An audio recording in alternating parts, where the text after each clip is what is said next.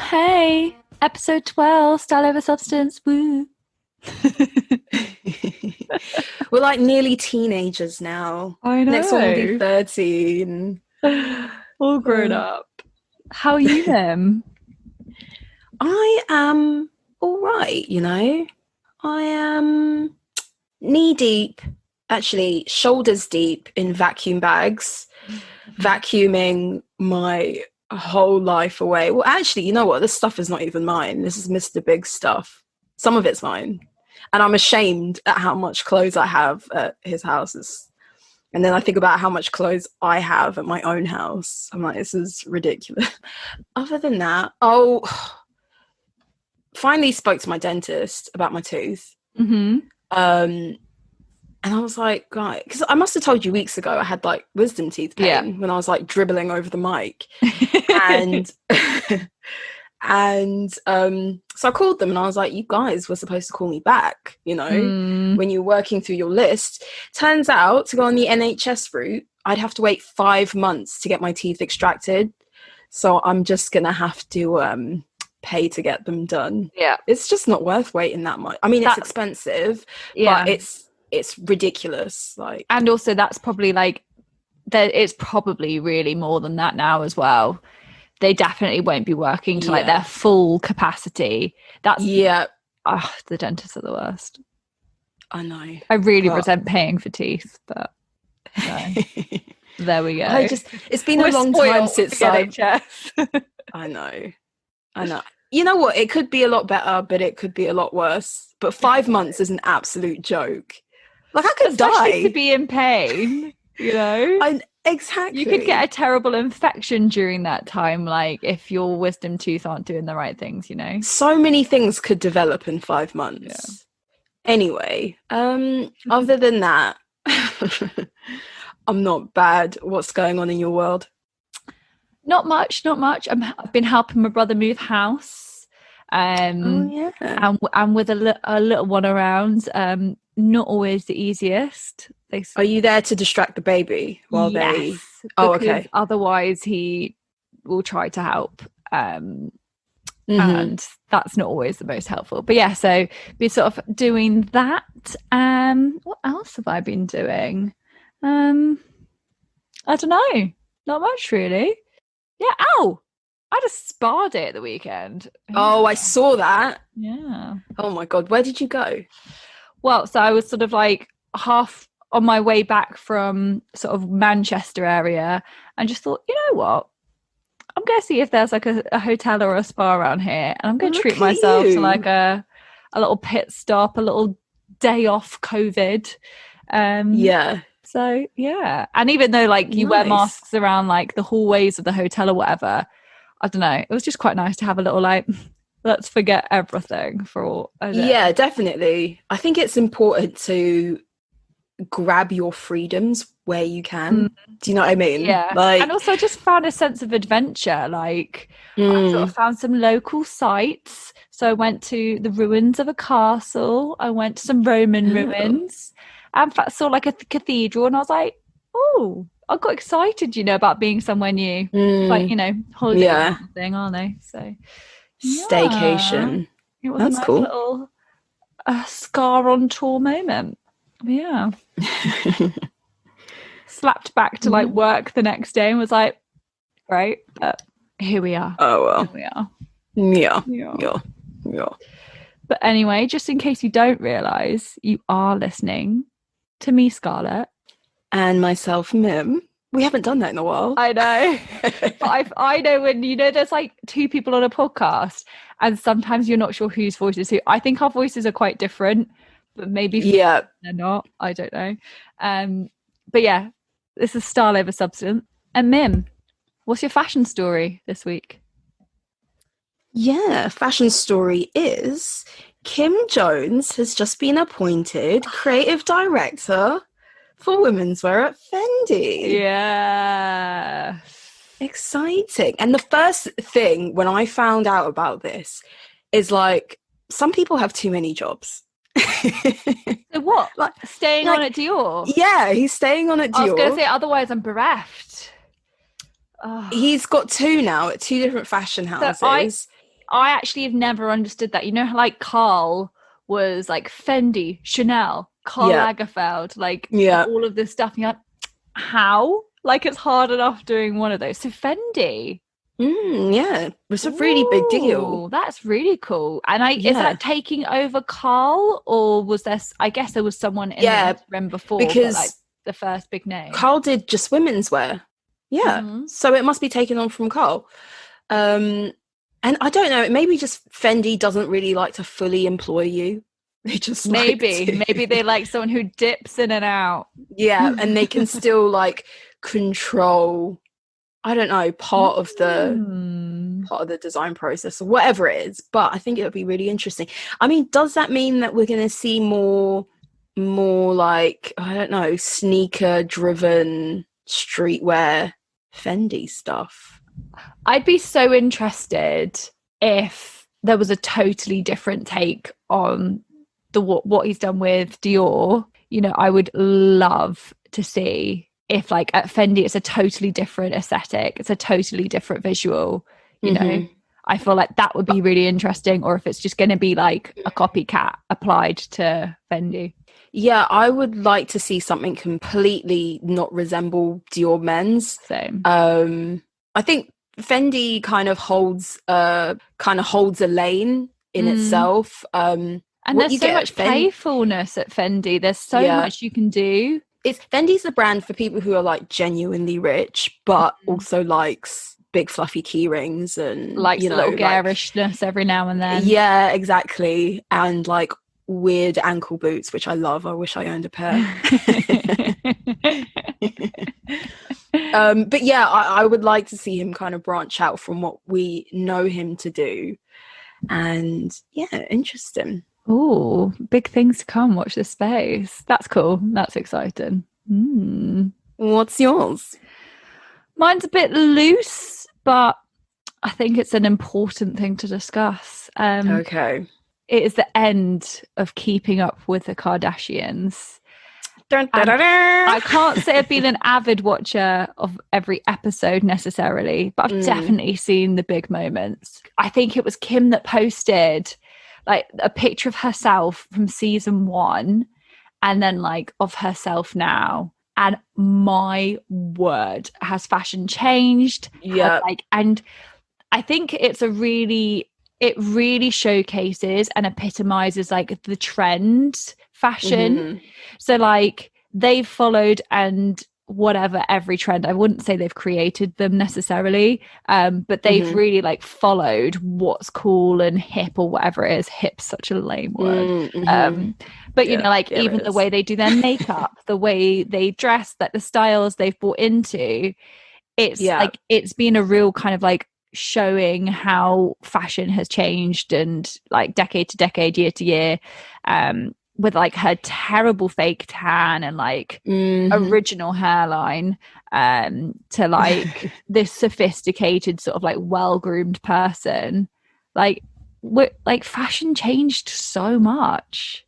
And I think the Kardashians, although not directly like a fashion, I don't know, none of them are like real designers or anything. No, the end of an era. They really were Kim in particular was a real massive cultural reference for the past 15 years.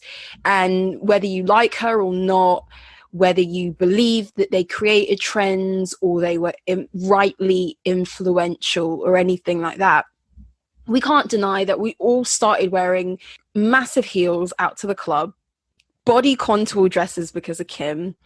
We all started wearing makeup, full faces of makeup on a daily basis, more than our mums and our older siblings have ever done. Not just for a night out. The glamorous lifestyle was not solely reserved for celebrities anymore. She introduced us to the notion of like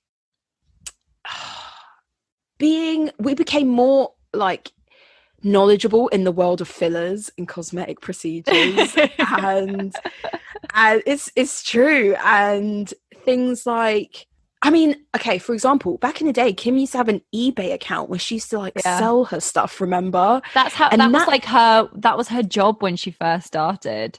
She would sort out other people's wardrobes and help either sell their unwanted stuff on eBay for a commission, and like did that with her own stuff. Exactly. And at the time, like, we didn't know celebrities sold their stuff. Like, she wasn't the celebrity we know her today as, but just like, and then them collaborating with like Boohoo and all that, it was also like, that's like a cheap fast fashion brand. Like, why the hell are the Kar Jenners?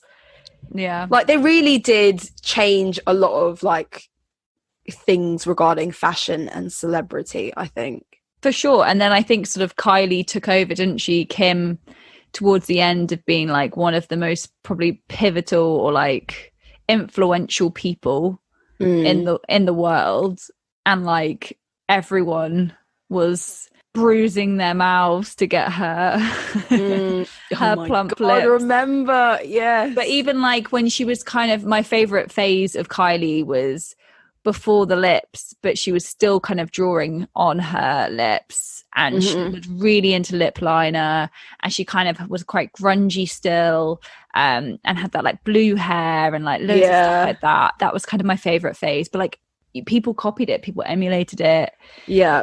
I feel like it's, and obviously we have the access with Instagram, but I think there's something really important, like really, I don't know, when you watch people on TV, you think you know them better than if you know them just on Instagram. So I think you kind of feel like, oh, well, I kind of know them, like, and this is what they do, and I don't know. Good fashion story. I mean, what are they going to do beyond the show? I know they have a lot of they have all those businesses. Whether they actually genuinely make money is another thing. My theory is also that stuff is really not going with Kim and Kanye, and she doesn't want that being shown on TV. That's like my deep down, like, I think she's like, I don't need this being played out on TV. Yeah, or maybe the like the younger two, the Jenners, will do a spin-off. Nah, I don't think they could carry it. I'm not being funny. Kendall is not interesting enough. You know what? I kind of like Kendall's approach to things. She's just doing her modeling, living her life, away from all the nonsense. Like, maybe we think she's boring just because she keeps to herself. But maybe she's actually a bit more interesting. I think she's a bit like Courtney at times, and they're that's true. Least favorites. Yeah. But yeah, I appreciate that she's not as much like trying to sell every aspect of herself to make a dime. I mean, Kylie's not that interesting either. No, but she's done pretty well for herself with like the makeup, and I will the testament is good makeup. Like, I've never tried anything, but I don't think she can carry a show. Oh, no. To the extent that, Keeping Up was. Oh, like, well, the life of Kylie, didn't she? Sisters are like actually maniacs. Like their dynamic is really kind of like tumultuous, isn't it? Yeah. It's an end of an era for like trashy TV. Yeah, it really is.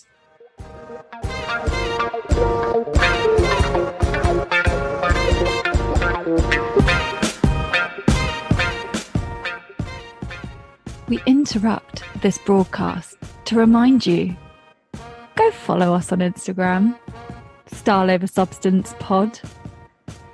Shoot us an email, styleoversubstancepeak@gmail.com. Find us on YouTube, find us on Twitter. We've got all the links on our Instagram. You know what to do.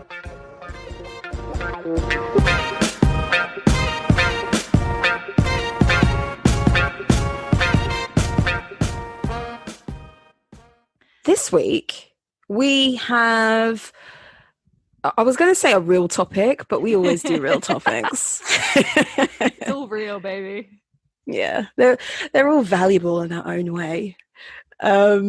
This week, we are going to be delving into another deep deep topic, something it's quite a juicy topic really, and we're hoping that through our research and things we've learned and discovered, we can help people out there who are either like designers or small business owners, small brands in the fashion space, who are either wanting to do things differently in the time of COVID, look for new opportunities, look for new funding, wondering how they can continue doing what they love, maybe in a slightly different way, and kind of ride this uncertain wave of, let's face it, difficult retail. So we thought that we would kind of discuss what's out there for people like that and small brands. And yeah, definitely. And also more as well, it's just infamously difficult to get a brand, any business potentially, but I know more about fashion, so excuse me if I just talk about fashion. But it's really hard to get your brand off the ground as a designer. Like, the first question I would always be asked when I first was told people I studied fashion was, do you want to be like have your own brand? And I was like, hell no. Just because I saw from companies that I worked at how hard that is. You need a lot of financial backing to make it in fashion. And I mean, it's the same in a lot of industries, but fashion, you need money for resources. And ultimately, it's not like you can kind of make one bag and then come back to it. It's actually easier the higher your numbers are, and there are minimums, and it's all of that kind of manufacturing stuff that maybe people don't really realize. But so hopefully, let's get into it. So I think we're going to start talking about maybe some schemes that are available. So I've got a list of schemes here that I've found that are sort of published on the British Fashion Council's website. Okay, I don't really know many schemes. Admittedly, the ones that I know about have kind of closed application process. So this would be really helpful for people who maybe are like have their own brand or small designers and really don't know where to start looking for these sorts of things, because I think all too often, like, the fashion industry seems like or maybe the British Fashion Council seems too geared towards brands we already know, like all those students who are at like Central St. Martin, and that's it, kind of. They won like the New Gen Award, or they won some sort of so there's a few things where they're annual things that get offered to designers, but I'm going to start with the one that's kind of been generated from COVID, and this is the British Fashion Council Fashion Trust. It's been basically the main kind of members of the British Fashion Council, so it's like New Gen, like JD.com, loads of sort of like bigger corporations have kind of pitted together and helped to either contribute themselves or make sure other people have donated, and they've created an emergency fund and grants basically available for companies that need it right now, and so you can apply for that through this. What I will say is £1 million really isn't that much. Yes, you know what, following on from that, I have seen that they've been trying to raise this fund to 50 million, because I think they have like a set number of recipients, like 37. It's a real random number, and you have to like apply and like, provide all this. I imagine it's like you have to basically show you're really in the shitter. And that you're kind of established, you know. But they're trying to raise more money, because £1 million divided by 40 people is not going to really cut it. And also, like, these are pretty hard times. But I think it's a start, and I think it's a bit like the beauty industry, that the fashion industry hasn't really been acknowledged. Really, I haven't heard the government even mention them at all. And obviously lots of industries are suffering, don't get me wrong. But this has really like affected like fashion and retailers, you know, like hugely. So that's kind of the COVID the COVID initiative that they have got, but already in place. And so this is, I think, quite interesting for anyone who wants to go into fashion as well, to know that there are these opportunities out there and you don't just have to kind of hope you get a big break randomly. Yeah, that's so true. Because it's not easy. Like, we can all hope and dream. Yeah, and I think also, following on from what you said, if you really want to make a sustainable business in fashion, and don't get me wrong, there are loads and loads of smaller brands which really make a good living, but the ones we know and the ones we see out there, and they're like the next big thing, and they're like the cool kid on the block, they get to where they are because of funding from other people. Yeah, like, for let's sure. not get it twisted. Like, they're getting either venture capitalists, or they know people who are putting money towards what they're doing. And in any sort of business that you start, like, searching for grants, things that you don't have to pay back, is such a good way to go. And in a way, you get to expose your business because you can get access to other non-monetary resources by applying for these things as well. Yeah. So that's exactly what these are. There's a DHL Fashion Award, and I guess it's sponsored by DHL. Random. Yeah.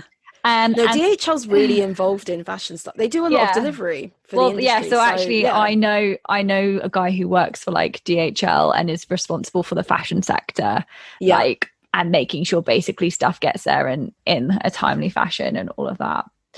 So this is a prize with a £20,000 grant, basically, and this is intended to help young designers expand their existing business and to kind of help them have a greater reach. So that's great. Really good. There's a Future Fashion grant, which is a Bowden partnership where you get a mentorship from Bowden and they will financially invest in your company. I imagine, it didn't state a fee. I imagine that is more of like shares, like in repayment, I guess, for some investment. There is the London Fashion Showcasing Fund, which is a fund that allows events to be put on during London Fashion Week, and that showcases emerging talent of fashion designers. So people who aren't yet established get a chance to be shown on like the big stage of Fashion Week. That's really good. Which is huge. That's amazing. And then, like, ultimately as well, there's the equivalent of that for international fashion. So every year, 16 designers across the globe, 16 designers are selected across the globe from 16 different countries. So like, they make sure that there's just one representative per country, and they again get an option to be shown during London Fashion Week. So it's not just raising up London-based designers, because the fashion scene in many countries has not got the opportunities that London Fashion Week has. And I was actually quite surprised that there were these funds or like these kind of opportunities. And I was really interested to sort of see also that there were different gauges for where you were in your process. So sort of the showcases that they have, I guess, are for people who we wouldn't call established. So they're trying to make it. They don't really have like a basis yet. And then kind of becomes different things for, like, the partnership is something that someone's sort of starting out, like they've kind of got like an initial little like foot in the door, but like need that kind of business help, and then kind of making people more global. I just kind of liked that there were different tiers of help available. Yeah, I think that's really important because like someone who works in the fashion industry and takes an interest in it, I still myself have a very limited understanding of what the British Fashion Council do. I know they kind of work in some way as a lobbyist for fashion companies, brand industry. But then sometimes you can feel that they are very much directed to, you know, as you said, kids who graduate from Central St. Martin's or win these awards, or who are like either really established brands. So having that for each level, it could be that, you know, everyone's been kind of starting new things and new projects and seeing this downtime throughout quarantine as a chance to start projects and things they've always wanted to. So there might be someone out there who's started designing again and they're looking for that boost, but they have nothing, they have no sort of like history of having this company yet.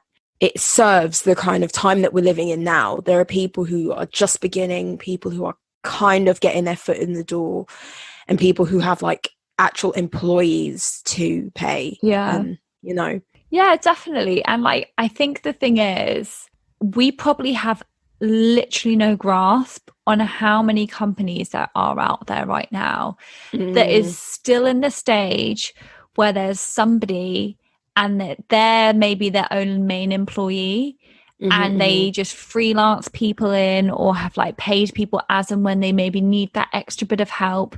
They've sourced their factories, they've done all that themselves, and they have some why do I keep thinking customdom's a word? It's just customers. They've got customers, but like it's not a frequent, like you still want to ring a bell every time there's an order kind of a situation. There's so many more companies at that stage than we realize. And definitely there's got to be, I think, a platform for them to have the experience to get a bit of notoriety that they wouldn't get unless you really have your ear in tune to like what's going on and what's really doing that research. Like, I'm definitely guilty of not knowing enough independent small brands, because if I don't really shop there, like, or whatever, or if it hasn't crossed my radar, I don't go looking for them necessarily. So it's huge to have a platform for these people. Like, that's what I would be striving for if I was a new company, would be any platform I could find. Yeah. So I also had the thought that if you are a fashion designer or you have your own brand, I think it's really good to think outside fashion when you are looking for grants and loans and kind of emergency funds, because local authorities also have the power to award money to local businesses in need, and sometimes these national ones are quite hard to get accepted onto. You know, there's a lot of competition, there might be a lot of a lot of things you have to supply in order to prove you're kind of where you are in the business stage and all of that. So it might be just the level of competition on a national level can be really tricky. So it's really helpful to kind of be a bit more pragmatic about it. So I went on gov.uk, and if you go on gov.uk/business-finance-support, they have like funding for like Scotland, Berkshire, Hertfordshire, like different counties in the UK basically, and there are lists of what authorities are awarding small to medium businesses.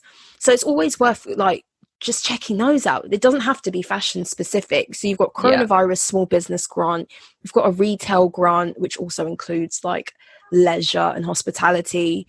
There's a local authority discretionary one, self-employed income support scheme as well. So if you're just that one person, then that could be for you as well. So yeah, I kind of think outside the fashion world a bit. Yeah, definitely. And also, like, one of my really good friends, she's kind of started a few companies with her sister. They've looked to kind of just other people to potentially invest, or kind of like there are like business grants that don't necessarily have to be anything to do with what your business is. So like how you're saying, don't be deterred or like put off because it's not a fashion grant or it doesn't look to be that.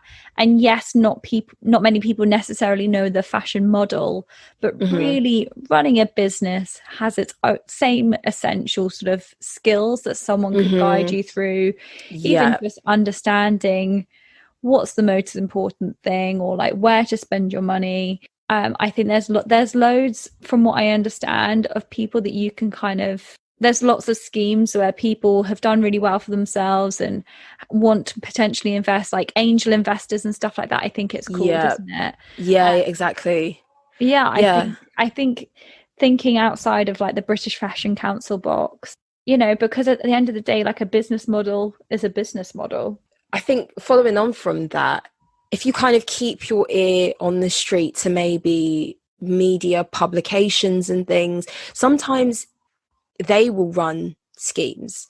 They don't work within fashion, but they offer grants to like underrepresented groups as well. So there's a magazine and they specialize in like startups, and it's called Courier Magazine. I don't know if you've ever come across it. They have like, they do really interesting articles actually. It's about like being self-employed or starting up and kind of different like micro industries which are popping up. Like, you know, a couple of years ago we had like the craft beer industry. They used to do like run articles about that. They had one which has closed. Their second round has closed at the moment, but still they have a fresh fund. It's called the Fresh Fund, and they were giving $50,000 to like young entrepreneurs who just had an idea and wanted to get it off the ground. And that was for particularly like Black founders in the US and the UK. I mean, it's closed this year, but they might decide they want to run it again next year. And if you can email them and contact not just Courier, but other publications who have similar funds and be like, are you going to run this again? Can you give me like redirect me to any other resources that might be available to me, or mentorship schemes? These guys are going to know the people in the industry, like just business in general. And they might just like send you a link to another website and be like, oh, take a look at that. So still pursue those, even if they are not currently running. Yeah, definitely. I think like all of the British Fashion Council ones for this year are closed, and like no doubt because we're in September. But you know, you can always sort of make sure you got the information for when it opens up, and also they might have information on further stuff. Like there's nothing more helpful, you know, when like you emailed somebody about something and maybe they can't help you with it, but they give you the contact of like, actually this person's exactly the person you need to speak to, and you wouldn't have been able to find that by Googling it or by whatever. And I think it's like the time old boring thing of like, I think speak to maybe fellow people who are a similar size and kind of understand maybe like what they've done and stuff like that. If people are doing well, they often are happy to sort of share how they got there or whatever.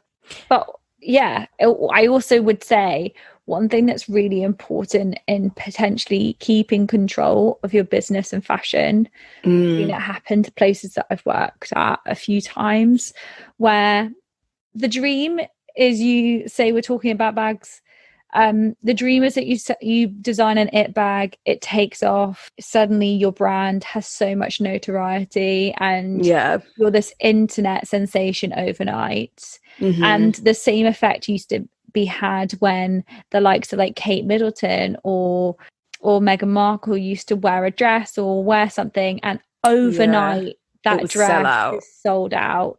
That's actually the most harmful thing that can happen to a brand, because they're not equipped for that kind of notoriety. They don't have that amount of stock. But of course, if your dress sells out overnight and everyone wants that dress Kate Middleton wore for her engagement, you're going to keep designing that, like, and keep remaking that, keep getting that like manufactured, like reproducing your goes. And so then what you do is you expand your kind of business to cater for the demand of this one item. And obviously other items pick up along the way. However, that will disappear at some point. And then you've expanded your business model and your business. And actually, like, slow growth, however like dull it may seem, is a lot more sustainable and a lot more sort of secure than those overnight successes. I have a feeling it's like LK Bennett or something like that. You know, those shoes, those nude pumps, those black pumps that Kate Middleton used to wear. I swear, like they nearly went out of business. It's them or somewhere that from the Really? dresses. Okay, Bennett's quite established though. It's something like, it might not be them, but I feel like it was. I don't know. Sorry, I haven't done my research. I didn't think I'd be talking about this. But I'm pretty sure like one of these companies nearly basically went bust because of this like Kate Middleton effect, that like it was a blessing but also a curse. And so I can completely get what you mean, because if you're a small business and you know your it bag is like the hottest thing, you don't have the supply chain or the logistics to back it up. Like you could end up have the upfront cash to buy the materials. Exactly. I mean, even if, say you're sitting on like 50 units and you can send all those out at once, sometimes it's just like you've never had to deal with things at that speed before, so you can make mistakes. And that really leads on to a part of the episode that I think is really worth talking. And it's like non-monetary ways that small businesses and designers can really capitalize this time in making their business or their brand better. Yeah. So one of them, let's brainstorm. Yeah, we're going to brainstorm. One of them that kind of leads off what you were saying is collaborating with businesses of the same size as you. And very often it could be like, say if I'm a designer and I own a small brand, it's just me and one other person, and we make scrunchies, and we've got a really clear design aesthetic. We don't want to collaborate with anyone who's too close to us, someone else who's doing hair accessories, because it's like our competition.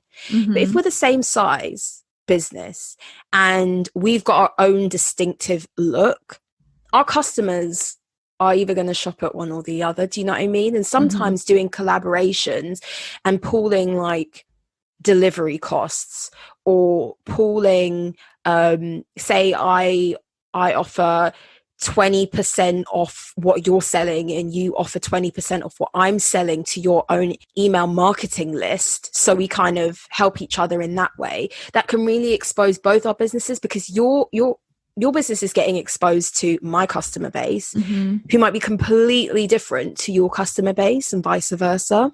Absolutely. And also it doesn't necessarily have to even be somebody in the same field as you. So we used to, at one of the companies I worked at, I don't know why, side note, I always refer to like any company that I worked as like we. I never say like they. It's like when I was there, I'm like we. No, because at the time, because you were part of it. Yeah. But yeah, so we used to collaborate with artists. So we would maybe take what they're known for or their aesthetic, and we would use that as the surface detail on something. And I think, you know, you could find a fabric designer or someone who does embroidery, and there's loads of different things that you could do to collaborate, like you said, and that reduces your costs and hopefully sort of spreads the notoriety around. So I think that's a great idea of collaborating with people and seeing this as a really, I think, you know, sometimes I'm going to like go back to like the old school YouTuber format. That like when someone had like, you had a similar size channel as somebody, you'd do a collab and you'd have that person on your channel to do a video, and then vice versa. And you kind of go from there.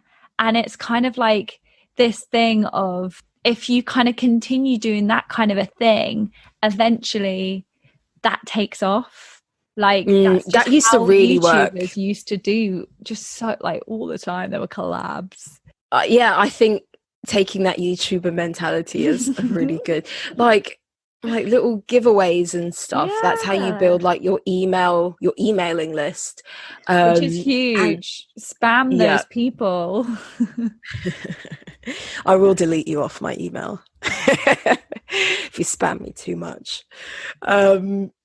What other thing, like using, if you're not on all these platforms already, like the Etsy's, the Dpops, the eBays, the not on the high streets, which you might not sell much on these third party platforms, but that's another good way of like really cheap advertising and exposure to a new audience. we're now at a time where, like us, we started a podcast in the middle of this quote unquote pandemic, and there are so many other people who are starting YouTube channels. It's such a cheap form of advertising. Reach out to people who are already kind of pushing what you're selling, you know what I mean? Or where it makes sense, reach out to them and use them as a way to bring more exposure to whatever you're doing. And like building those sorts of relationships with bloggers and all of that, that's not dead, you know? Oh, it's massive. But also what I would say is it doesn't cost anything to educate yourself. Sometimes there might be courses you have to pay for, but like really educate yourself on marketing strategies and you know, stuff like that. Like especially if you're somebody who, we're talking like this as if we've both like made millionaires like status companies where we're like, this is how we did it, folks. I used to run LVMH back in the day. Yeah, that old chestnut. Okay, it doesn't happen for everyone, don't get me wrong, but the slow slog often like equates to something. You know, if you're creating good stuff, like good designs, I'm not talking about like, you know, some below par average stuff. If you're designing something that you believe is great, and you've been told is great by other people outside of your family, like that is key and stuff like that. But also, like, you know what, yes, a sample costs you loads of money, but send it, like, do your research, send it to like that magazine, or like send lots of great get some great photos of your products, send them around to people to put on their blogs, or like to put in their like e-mags or whatever. There's loads of people who like design zines and all of that stuff, like graphic designers. I think there's lots of sort of like ways to sort of try and get it out there. But also I would say right now the biggest thing is being sustainable. Like really at how your company's footprint is on this planet. I think it's I'm gonna get maybe their name wrong, a company, there's like something organics basically, which is really helpful. That's in the show notes, I'll find it for you. But basically most of their stuff is made of like Tencel, which is like some like almost like a pureed like wood chip or something like that. It's a really natural product, and it has less of like a footprint. It's like a modal fabric or something. It's kind of, it's like a performance fabric almost. It's kind of like, but it's it's eco, and so most of their garments are made with that. They started with underwear, but even their sustainability reaches to their website, where they have like a low impact website. And what that means is that no picture loads unless you ask for it to, which automatically makes it really like low impact and uses up much less energy than other websites. So like that is I know my mind is blown, but also also kind of like load the photo, but like do you know what I mean? Like I'd be a bit frustrated if I was like shopping, but I don't think their range is like that huge. But that's their ethos, and that's their like unique selling. Know that USP, but like that is the way the world is moving. So you need to really know like what your USP is, and like really try and have some form of sustainability in there, because that's where Look, I think from a practical standpoint, sustainability means you're just going to waste less, and if you waste less, you're just going to save more money. And I think gone are the days where it's like, if you're not being ostentatious and unnecessarily lavish and wasteful, like we still are now, but even more so like the fashion industry was, like sustainability no longer has this kind of belief that it's like, if you're being sustainable, then it's a cheap product, or it's like, you know. So yeah, you can definitely lean into that. I was reading an article today, and there was a designer called Pedro Lorenzo, and he was saying that buyers receive a hyper realistic book of illustrations. So it's like a digital lookbook, as opposed to receiving lots of samples and fabric samples and swatches. He does like hyper realistic illustrations for them to shop from. Amazing. And you might not have the illustration skills, but maybe you can hire someone to render your designs in a certain way. And then it means you can send it out to far more buyers or far more magazine editors, and they can decide what in the end they actually want to receive in real life. Definitely. And then upcycling, like upcycle your old product. If you made something 5 years ago and you know you can make tweaks to the design, then reuse that fabric. I think that is an amazing way to go. It's still going to be in keeping with your overall brand because you made it already, you know, it's part of your collection already. But people don't care if it's from 5 seasons ago, if the trim is different, if the buttons are different, if whatever. And I think or like it was on a top and it's now on a skirt or a trouser fabric, like, you know. Yeah, exactly. So upcycling is massive, and I think customers are really leaning into that. In the same way, if you're a brand, if you're just like a designer or someone who knows how to sew and to tailor, and you don't necessarily have a company for yourself, but you're figuring out a way to use your skills maybe and to get into the industry, then do tailoring and upcycling for clients' clothes. There are people out there who have things like, okay, I was watching like a Cardi B. It was an Instagram post, and she had bought, or she had received from Louis Vuitton, one of their new like trench coats, long monogram print coat. And she had a never full bag, and she has this guy who upcycles stuff or repurposes stuff. And I went on his Instagram, it's amazing. He does it for like loads of other celebs. He took the never full bag, cut it up, you know, with the pattern and things, and he made it into a matching beret for her trench coat. I'm not kidding, it looked great. Yeah. And he'll basically like buy, I think he did it with like Fendi or something, like he'll buy pieces from the brand but then like completely cut it up and make it into like a boned corset, or he'll make it into other things. And I think that there are people who are sitting on old garments, and you can, as a designer, flex your like creative muscle and say, I can repurpose things that you own now into other things that you're going to want to wear in the next year or whatever. Definitely. There's a lady I follow on Instagram, and she does that with like vintage Chanel buttons, or it doesn't have to be Chanel, but like just vintage sort of clothing buttons where like, and she turns them into earrings or jewelry, and they look amazing. That's such a good idea. And also they're like decently priced because it was maybe sat in a charity shop, or like it had no life left in it. And I'm not being funny, but Chanel jewelry is extortionate for what you get. For what it is.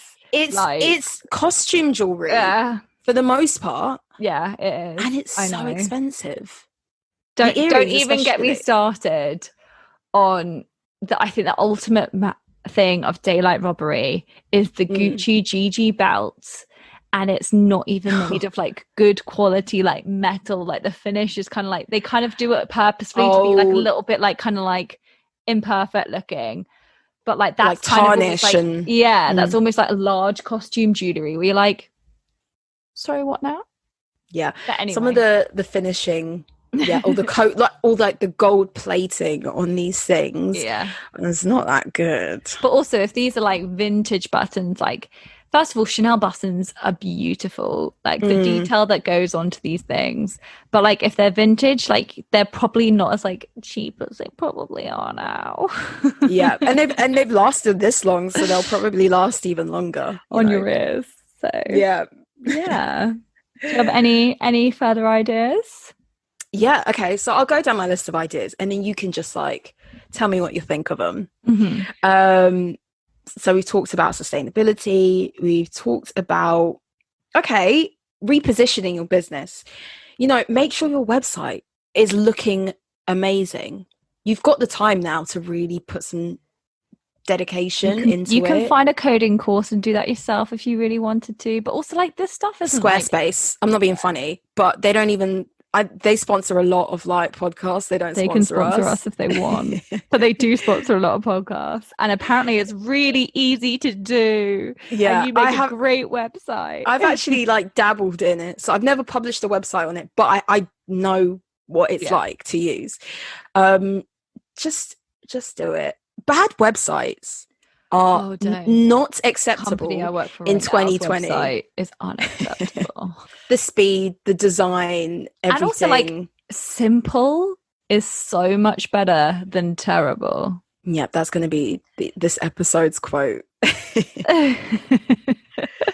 But also, I guess with positioning, what came to mind for me was making sure that you know that your business is kind of like in the right position in the market. And kind of once you decide that, stay there, because the amount of times you kind of like, but well, I want it to be a really great product, so it's going to be this really nice material, the margin's really small. Like, make sure your margins are good. Like, position yourself where like you're making money, you know, because like, say you make it and you have that little moment where you make that Kate Middleton dress, like if you then up your prices, it's not going to be so it looks bad. Yeah, like, definitely. No one's gotten over when Mulberry just hiked up their prices for no good reason. Oh, LV did that. I think Dior did that. Anyway, make sure that your delivery is on point, you know, that the prices make sense. Befriend your career. Shipping is relationship with them. Shipping is easy. Maybe even think about made to order customization on your website, or as an option. People can call you to get these things done. And I mean, we're going to probably talk more about like MOQs, which are like minimum order quantities, but think about how much stock you're sitting on, and if you can kind of tweak that.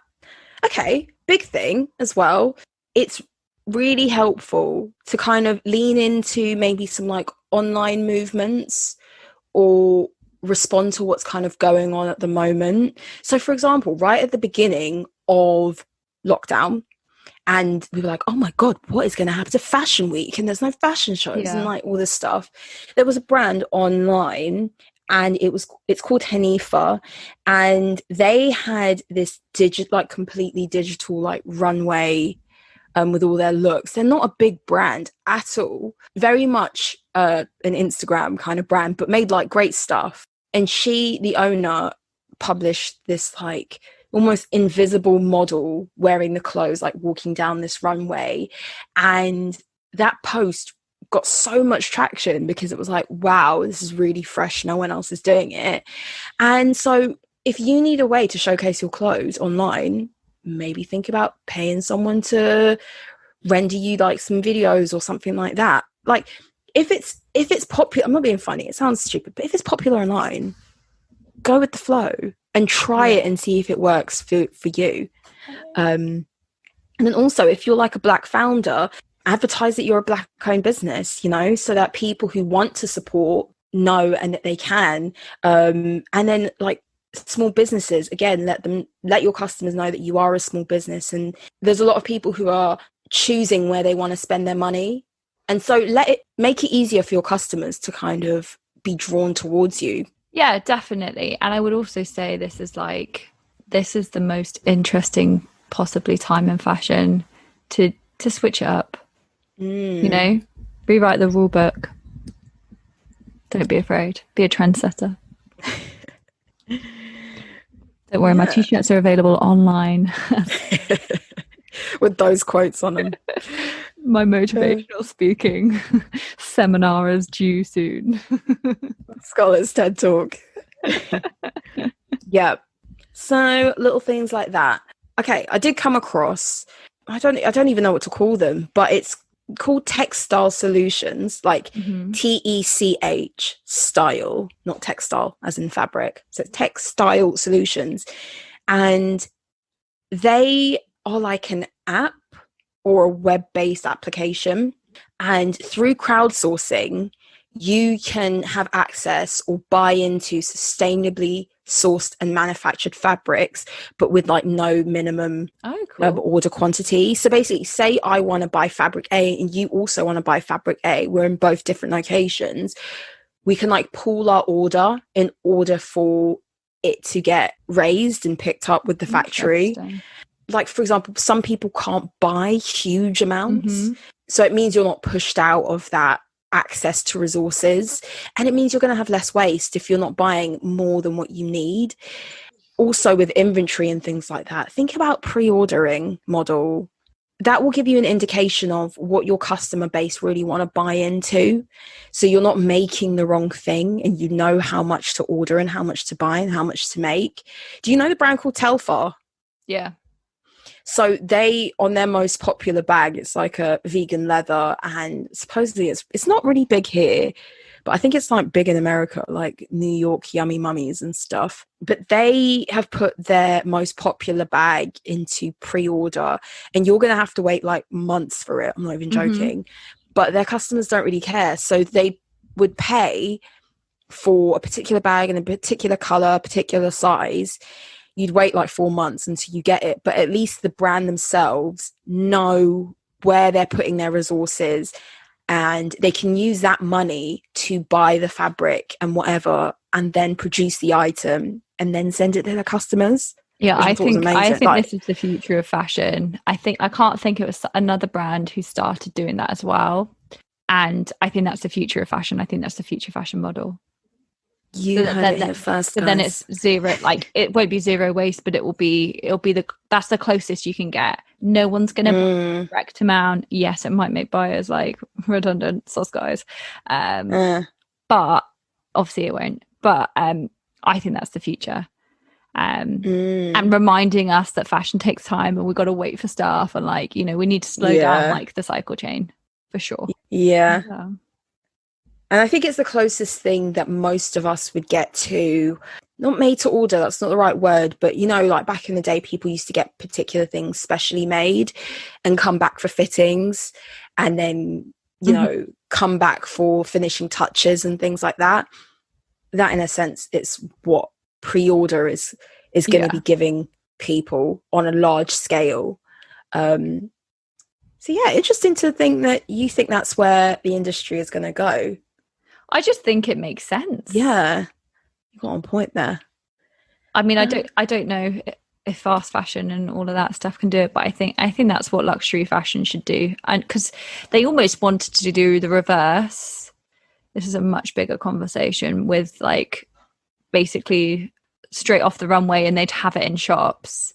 That's like the reverse, but that's where waste comes. Like, no, we need to stop that. They kind of do that with trunk shows. Yeah. In that, if listeners don't know what trunk show, it's like a piece of everything that was shown on the runway, and it would make the rounds in different boutiques, and so people could see the collection very soon after it was shown on the runway. But yeah, I think if you're a small business, as Scarlett said, it's a time to get ahead of the curve. And if you think that is the future of fashion, maybe it's just, for a small business, it's almost easier to pivot and make drastic changes because you're so much more nimble. You'll probably have a smaller team, smaller overheads, and you can action things quicker. Whereas these big conglomerates, it takes years to implement things because they've bought into things or planned it ahead so far, and they have so many variables to consider. I would definitely say that taking this moment as an opportunity rather than burden, or of course it's a shit time for a lot of people. I'm not trying to negate that, but using it as an opportunity, I think people can make some real gains. Yeah, for sure. Anything else you want to add to the convo, Scarlett? Yeah, I think that was like a nice way of putting it. Well, this has been a learning curve for me, to be honest. As we said, it's not like we own like.